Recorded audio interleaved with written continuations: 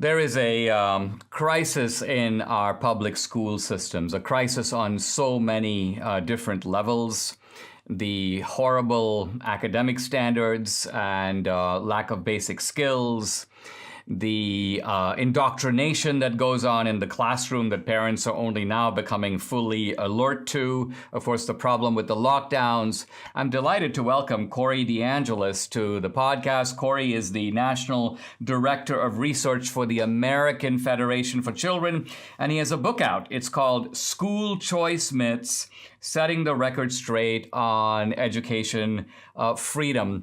Corey, welcome. Thanks for joining me. I really appreciate it. Let me start by just asking you, how did our schools reach this point? How did they get so bad? Is it the corruption of the teachers' unions that is the heart of the problem, or is it a broader problem? I think it's partially a problem influenced by the teachers' unions protecting its monopoly at every step of the way. And we saw that more than ever this past year, where the private schools in the same cities were fighting to reopen, whereas the public school teachers' unions were fighting to remain closed. And I think the main difference there, however, is one of incentives, that one of these sectors gets your money regardless of whether they open their doors for business. In fact, the public schools knew that if they kept their doors closed, they could lobby to the government to say, well, we just need more money so that we can reopen. And they ended up getting at least $190 billion extra dollars from the federal government. So look, I think the one way to fix this messed up set of incentives that are baked into the American public school system is to fund the student directly. It's what I call funding students as opposed to systems, or what most people call school choice, to provide true bottom-up accountability and incentives for the schools to listen to the needs of the families as opposed to the other way around. I like what you said in response to Randi Weingarten, who's the head of one of the big teachers' unions. She goes, schools can fully reopen this fall in person as long as there are, quote, ventilation upgrades, social, emotional, and academic supports for students, more resources, and so on. And you just say she's engaging in hostage negotiations. So I guess what you're suggesting is that she's using the children as hostages and saying, you've got to give us all this stuff. Otherwise, we're not going to be reopening the schools anytime soon.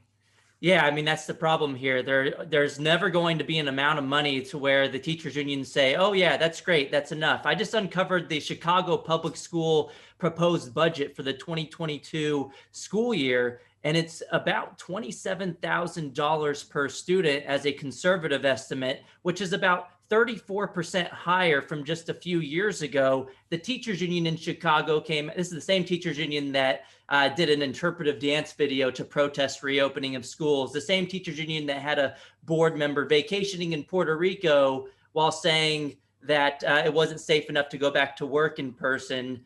Total hypocrisy out there in Chicago. But then they also came back in response to this budget, a 34% increase in just a few years, and said this is not enough money. $27,000 per kid isn't enough for them. Although in the private schools, they spend less than half of that on a per student basis. Why don't we just give that 27 or even less than that, half of that, to the families and let them seek out a private education of their choosing, or even use that funding to cover homeschooling costs? You can do it at a fraction of the price and probably get a lot better outcomes.